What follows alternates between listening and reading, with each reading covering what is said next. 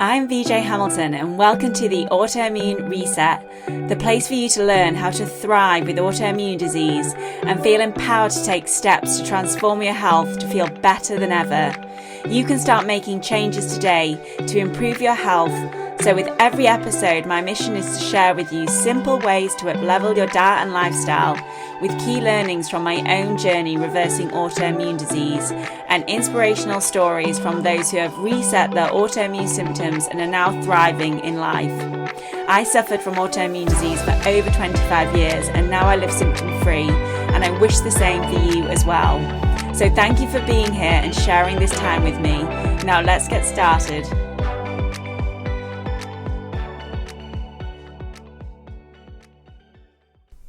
Hello and welcome back to the Autoimmune Reset podcast.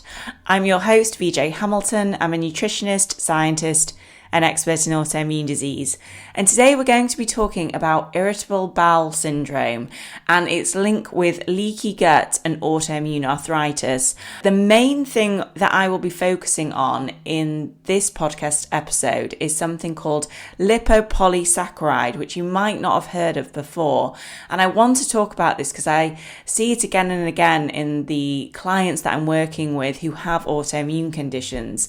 And once we are able to address this problem, they often find that their symptoms reverse, especially when they're living with gut symptoms like bloating, pain, constipation, or they have arthritis, because there is this intrinsic link between imbalances in your gut and gut symptoms and conditions like arthritis. So that is what we're going to be focusing on today. If you have an autoimmune condition, you are experiencing gut symptoms at the moment, or you have arthritis, then you're going to get a lot of value out of this episode.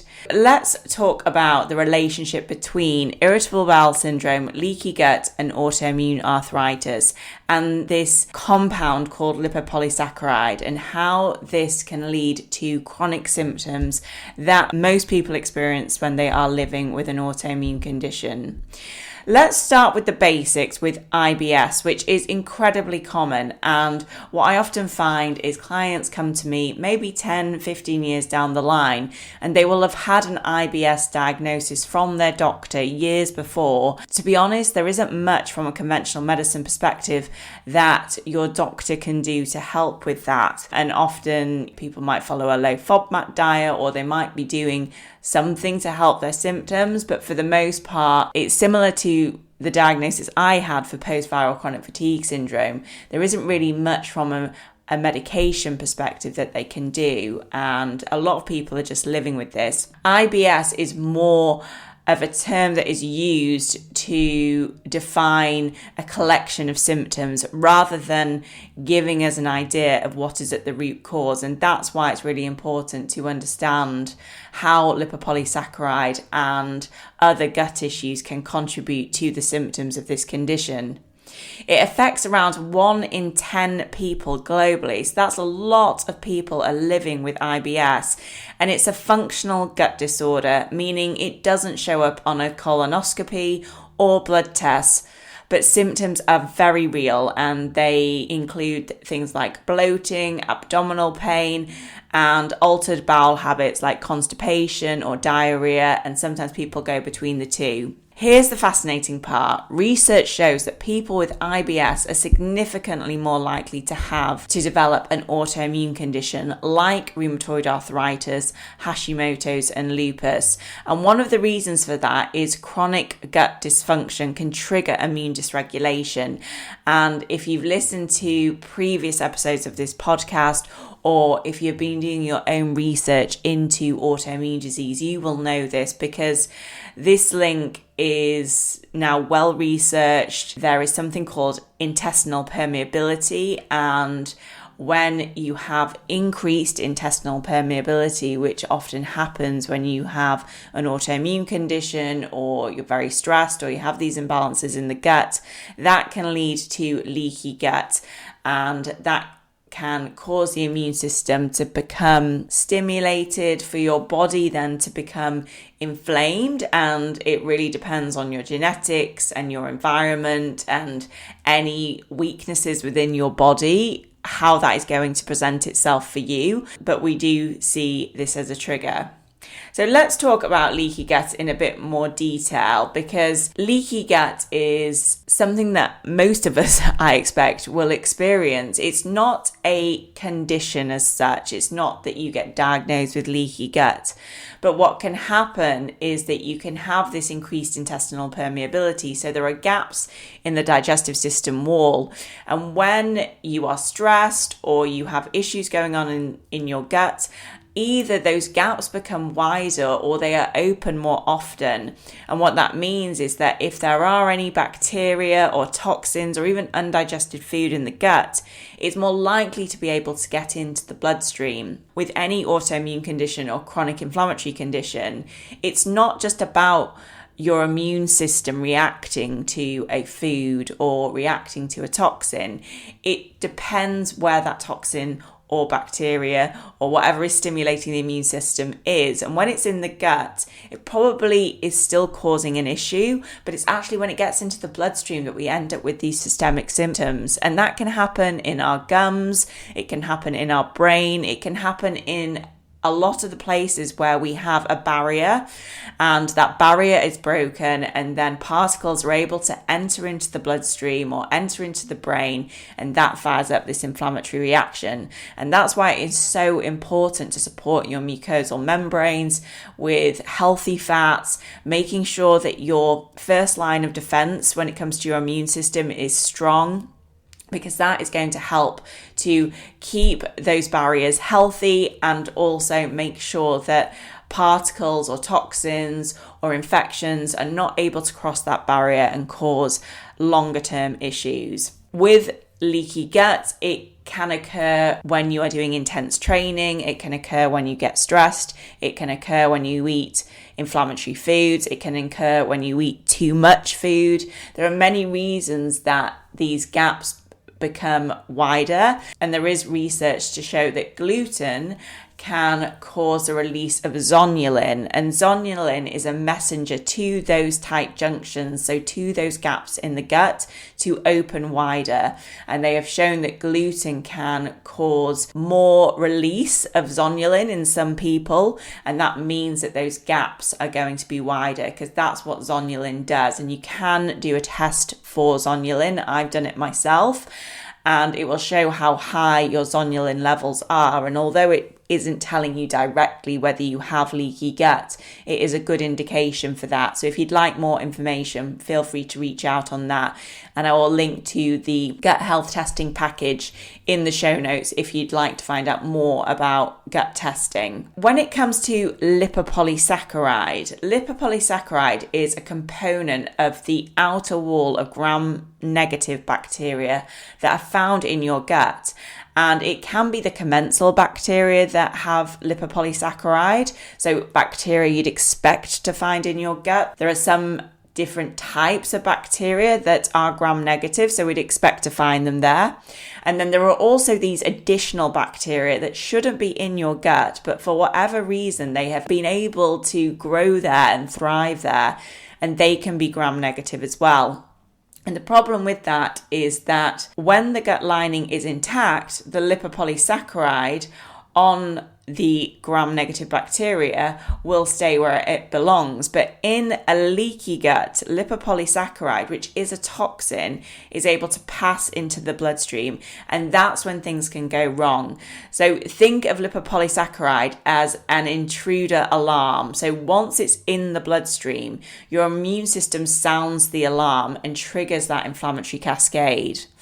And an interesting fact is that in one study, people with rheumatoid arthritis had significantly higher levels of lipopolysaccharide binding protein, suggesting that lipopolysaccharide translocation from the gut, so lipopolysaccharide moving from the gut into the bloodstream, may be driving the autoimmune response. And I always look for this when I'm reviewing my clients' stool tests. I want to understand how much gram-negative bacteria they have in the gut and how well they are digesting fats as well. Because if you don't digest fats well, you can trigger more release of lipopolysaccharide. So that can have a knock-on effect as well. And I remember when I was living with fatigue and living with lots of different autoimmune symptoms like hair loss and psoriasis. And we used to get a takeaway, which probably wasn't the best thing for me anyway. But I remember after I ate this takeaway, I just couldn't keep my eyes open. And it was every time I had it. And it was a takeaway that probably contained more fat than I was used to. And at the time, I don't think I was doing too well with fat digestion. But when I ate it, it didn't take very long, maybe 10 to 20 minutes. I would just get this sudden feeling of fatigue. And it wasn't like a blood sugar crash. It was more just fatigue just took over me, which happens a lot with chronic fatigue syndrome. But I just saw this consistent pattern with eating this takeaway. And I would just crash out after it. And I often wonder whether it was to do with lipopolysaccharide, because the lipopolysaccharide gets released, it gets into your bloodstream, it passes the blood-brain barrier, and then you get these feelings of fatigue. So let's talk about lipopolysaccharide and autoimmune arthritis, because whether it's rheumatoid arthritis, psoriatic arthritis, or ankylosing spondylitis, it involves the immune system attacking your own joints. And we need to understand what's triggering that. And lipopolysaccharide, as I said, is a potent inflammatory signal, and it activates something called the toll-like receptor 4 on immune cells, which leads to the production of cytokines like TNF-alpha and interleukin-6. And these are key cytokines in autoimmune conditions, and often people will have variations in their cytokine genes, which means that they're more susceptible to this inflammatory response when they are exposed to things like lipopolysaccharide or ultra processed foods, or they do more intense exercise. I tested these cytokine genes many years ago, and I found that I did have a variation in my interleukin-6 gene, which means that I'm potentially more likely to be inflamed after exercise. And it was really good information for me to have, because now when I exercise, I make sure that I stock up on my anti-inflammatory nutrients. I know I need them. And because of that, and because I adopt that strategy in my life now, when I do go out for a long run, or when I do more of an intense strength training class, I don't take days to recover. I take maybe 12 hours max, and I might feel a little bit achy. But that is so different to what my body used to be like. It used to take me 5 days sometimes to recover from an intense exercise class. And sometimes it wasn't even that intense. It would be a leg bums and tums. I think that's what they used to call it back in the day. I would be floored after that. But I didn't realize that there was this link between exercising and inflammation. And because now I know that, I can make sure that I am taking the right nutrients before and after training, and that really helps with my recovery. If you are living with an autoimmune condition, you can adopt that same strategy. It doesn't mean you have to go out and do lots of training and exercise. Your body is constantly in that recovery mode, especially when you are living with things like chronic fatigue. You just need to be mindful of that and making sure that you are eating plenty of polyphenol rich foods, making sure you're getting your omega-3s in, having plenty of protein. These things are so important when it comes to your health. There was a study, an animal study, where they injected lipopolysaccharide into a mouse. I don't really love these animal studies, but at least they do give us some insight. They noticed that the mice then developed arthritis-like symptoms, including joint swelling and damage. And human studies have found that people with autoimmune arthritis often have gut dysbiosis and increased intestinal permeability. And gut dysbiosis is where you have an imbalance of gut bacteria. It doesn't always mean that you have these potentially pathogenic bacteria, but even having an imbalance of bacteria can create a problem. And again, this is tested for in the gut health test that I run for my clients. The composition of your guts and your gut microbiome is really important, because just checking, have you got an overgrowth of a lot of gram-negative bacteria, well, that certainly could create an issue because it means that you're going to be producing more lipopolysaccharide. When we are looking at the gut and when we're looking at arthritis, we're not just looking at one thing here. We're looking at something called the gut immune joint axis, and everything needs to be considered. I think that is a frustration that I had, and I find a lot of my clients have, is that when you go down the conventional medicine route, they will just look at one system. And sometimes that's what you need. You might need something specifically for your joints or for your scalp or for your thyroid. The body doesn't work in that way. And often when there is an issue with hair loss or there's an issue with your joints, it's not specifically about that. It's often something else that's going on in the body which is creating that problem. That's where nutritional therapy and functional medicine can make such a big difference, because we're looking at the whole system. And it's not to say there isn't a role for conventional medicine, and I've always advocated for that, especially with some of these incredible medications that are available. Not all of them are incredible, but some of them really are, and they can make such a difference in people's lives. This natural approach of understanding what are the imbalances in your body, what needs to be addressed, and working on that. And that is when I see results for my clients, and that's how I saw results for myself as well. So what can you do about it if you suspect that you have an issue with lipopolysaccharide?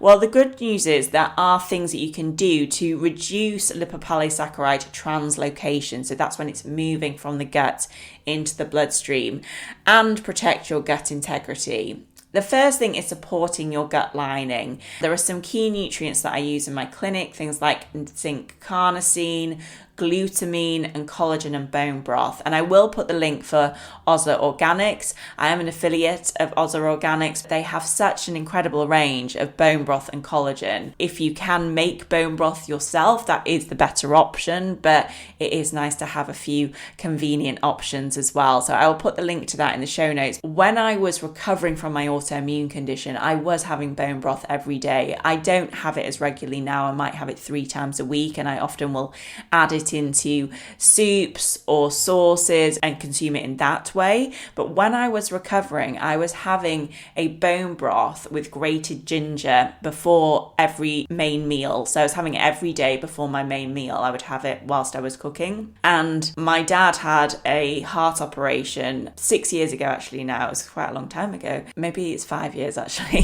5 years ago now. And I remember I took him bone broth with ginger into the hospital every day. And I really do believe that this helped with his recovery. So it is such a great thing to include.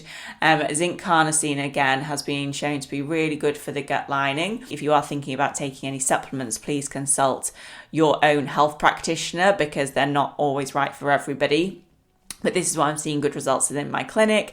And L-glutamine, I mean, this is the amino acid which has been studied for its impact in reducing leaky gut. Where I often start with a client is that they will take, say, 5 grams of L-glutamine with water on an empty stomach, and that can help with reducing the intestinal permeability. And again, this is something that I'm adopting in my own life even now. If I'm going out for a long run, if it's anything more than 10k, then I'm going to be taking some L-glutamine, because it's probably caused some increase in intestinal permeability just by doing that exercise.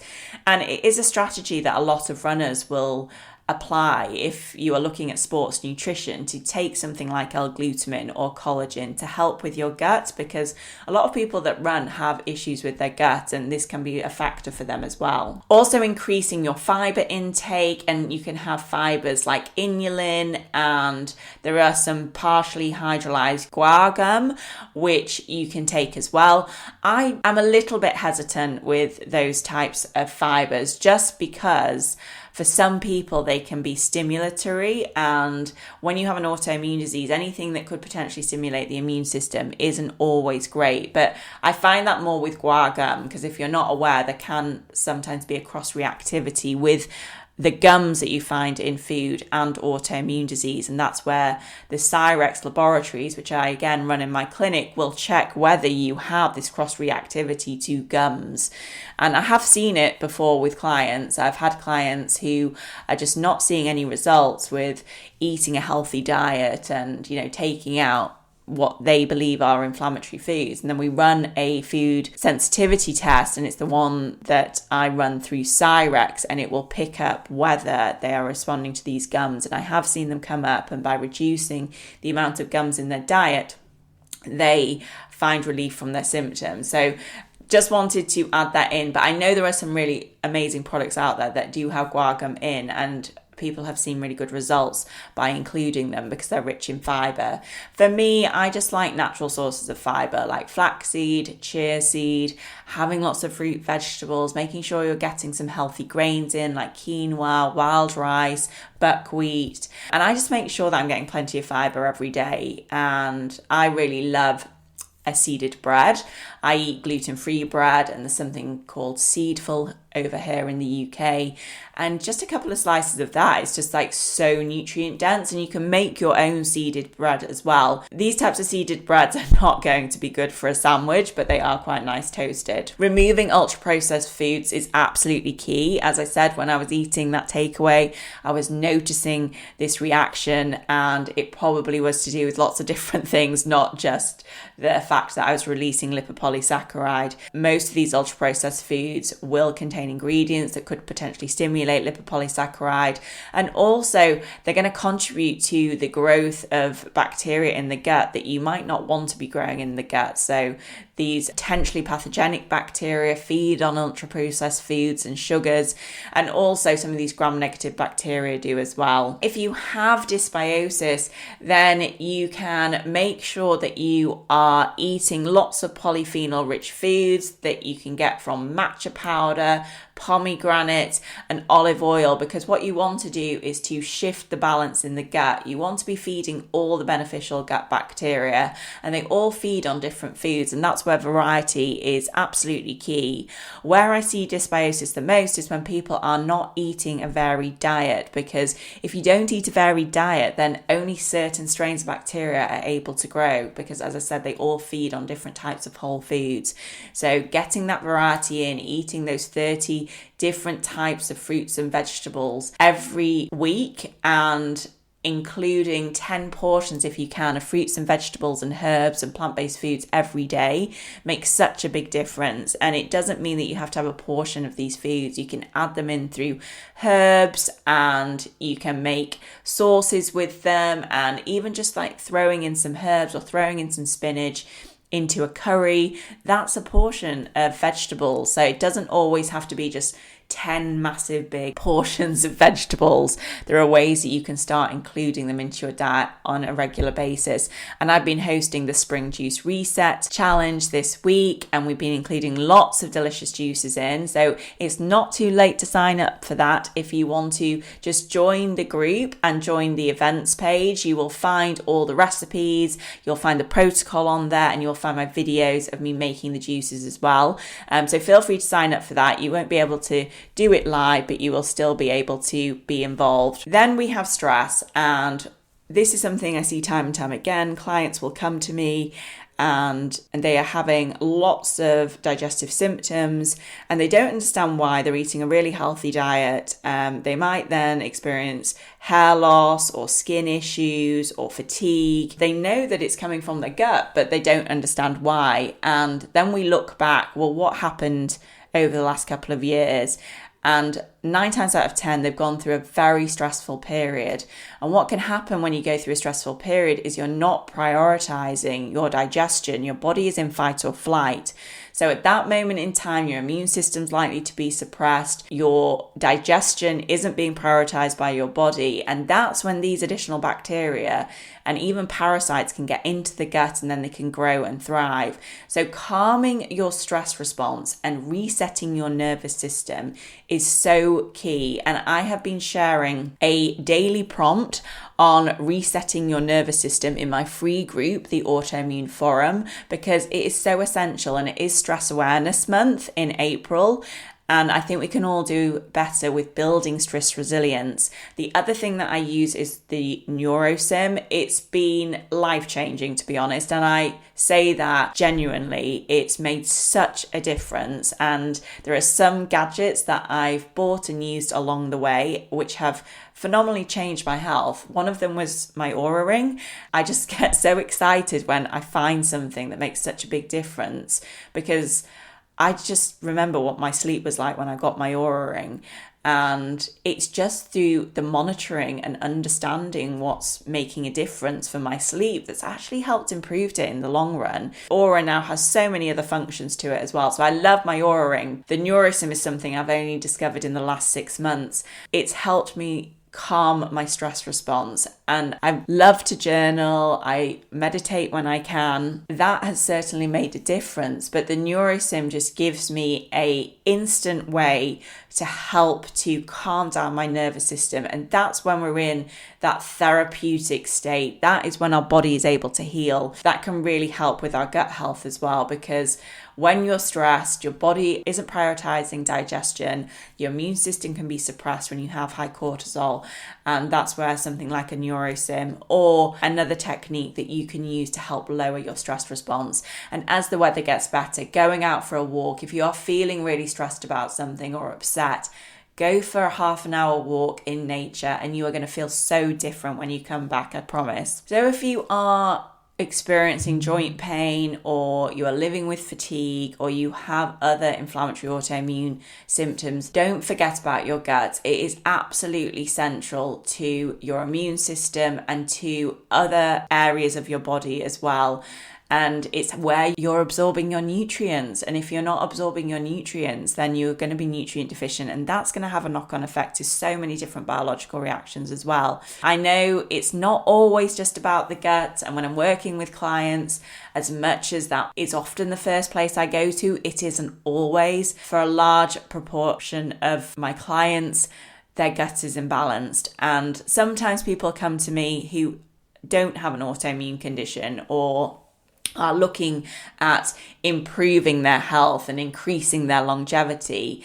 And when I run tests with them, it is a very different result, because for me, when I'm working with people with autoimmune disease, I'm seeing patterns all the time. And I don't know, for the most part, what somebody who is really, really healthy, what their gut looks like. I do work with people who, as I said, are looking more for longevity and increasing health span. When I run tests for them, the results are very different. And that's how I know that a lot of people who are living with autoimmune conditions have issues with their gut. And it was the same for me as well. And one study that was published in 2021 found that those with rheumatoid arthritis who adopted a Mediterranean-style anti-inflammatory diet saw improvements in both joint pain but also gut symptoms, which shows that there is a dual benefit in addressing both. So what's the takeaway? Well, if you're dealing with autoimmune arthritis, which includes, as I mentioned, rheumatoid arthritis, psoriatic arthritis, or ankylosing spondylitis, then focusing on your gut and symptoms like IBS are absolutely vital. Leaky gut and lipopolysaccharide are the real players when it comes to immune activation in these conditions. And this isn't just theoretical. I see it in my clinical practice every day. Clients who reduce their LPS load by healing their gut often report fewer flares, they have better digestion, clearer thinking, and a lot of them will just mention that they just feel lighter and less fatigued. So as always, this podcast is not medical advice. It is information to help to empower you and give you some thought around what might be contributing to your condition. If you found this helpful, please share it with a friend or leave a review. And if you're looking for tailored support, you can check out the link to the show notes to join the Autoimmune Forum, or you can find the link to my clinic, the Autoimmune Nutrition Clinic, and you can book a consultation over there. If not, have a fantastic rest of your weekend. And remember, your gut is not just about digestion, it's a major player in your immune system too. I'll speak to you soon. Take care. Thank you very much for joining me today on the Autoimmune Reset. I really hope you enjoyed the discussion, and be sure to subscribe to the podcast so that you never miss an episode. And if you liked it, I would hugely appreciate a review on iTunes, as it helps me understand what you like about the podcast and to help share the information with more people. I'm excited to speak to you next time, and remember, you have the power to take the reins on your health. So keep the faith and celebrate the small wins. Until next time.